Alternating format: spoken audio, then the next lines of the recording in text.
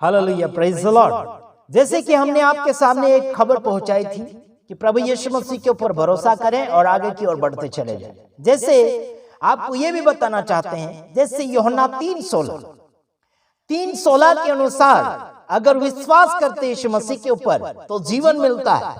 और आपको पहला कुरिन्थियों 3:16 में अगर हम लेकर जाते हैं तो वहां यह भी लिखा है, क्या तुम नहीं जानते कि तुम परमेश्वर का मंदिर हो?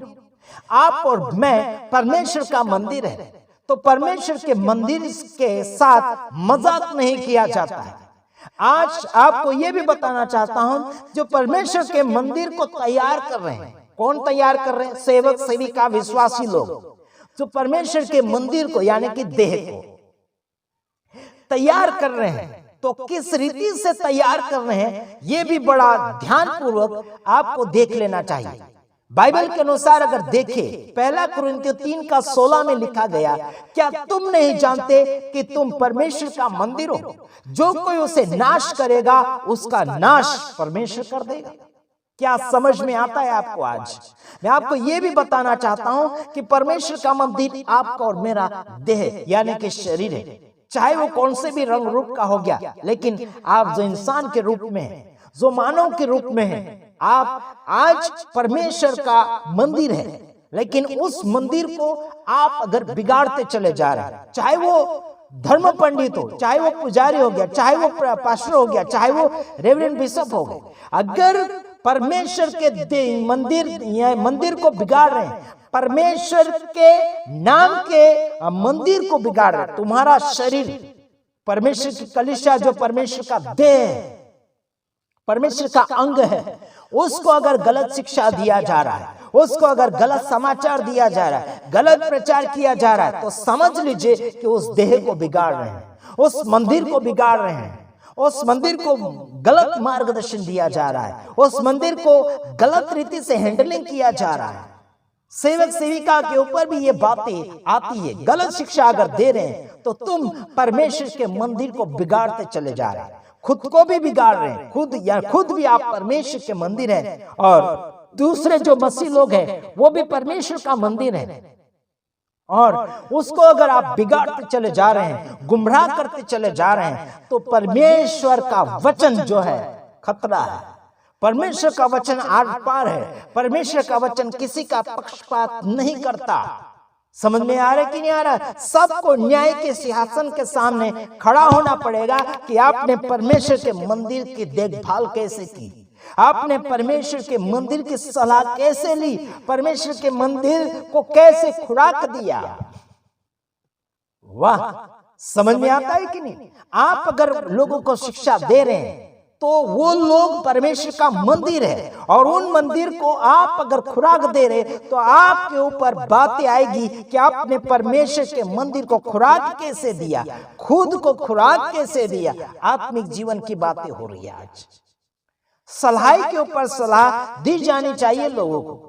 आज मैं आपको ये भी बताना चाहता हूं, चंडीगढ़ के अंदर क्रिसमस के समय बजेंद्र सिंह मिनिस्ट्री में बहुत लोग फिल्म दुनिया के लोग आए थे। वहां पर ड्रामाबाजी कुछ लोगों ने किया, अलग अलग अनब सनब कुछ डायलॉग बोले गए, है ना, और शुद्ध शब्द भी वहां पर इस्तेमाल किए गए। वो तो मुझे बिल्कुल अच्छे नहीं लगे थे, बल्कि वहीं के लोगों ने उनका विरोध करना शुरू कर दिया है। उस बात को मैं समझ रहा हूं कि सही बात क्या है, सही और गलत क्या बात है, उस बात को हम मद्देनजर रखते हुए आपको ये बात बताना चाहते हैं कि पब्लिक सिटी को कौन सा खुराक दे रहे हैं।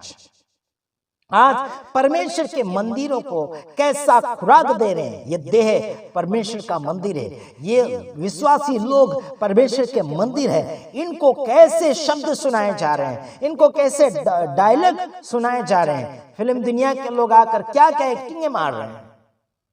आज सुनिए, ये कोई मजाक नहीं है सेवकाई, ये कोई मजाक नहीं है कलीसिया। ये कुछ भी डालते जाओ, कुछ भी सिखाते जाओ, कुछ भी स्वीकारते जाओ, ऐसा बिल्कुल नहीं मेरे तमाम भाइयों बहनों। समझिए परमेश्वर के वचन को, परमेश्वर के बातों को, परमेश्वर की आत्मिक खेती को समझिए। उसमें बोना क्या है, उसमें से उखाड़ना क्या है, उसमें से फेंकना क्या है, उसमें रखना क्या है। ये आपको समझ लेना चाहिए मेरे तमाम भाइयों बहनों। परमेश्वर का वचन का खुराक, परमेश्वर के मंदिर को बराबर दो, परमेश्वर की कलीसिया को बराबर सींचो, उसको बनाओ बराबर, तब जाके मजा ही कुछ अलग है मेरे तमाम भाइयों बहनों। अगला वचन आपको क्या कहता है मुझे पता नहीं, लेकिन एक बात ये बताना चाहता हूं। कुरिन्थियों 6 अध्याय, पहला कुरिन्थियों 6 अध्याय उसका 19-20 में, 19 है ना, 6 का 19-20, आपको ये बताना चाहता क्या तुम अपने नहीं हो। इतना याद रखना चाहिए, तुम अपने नहीं हो।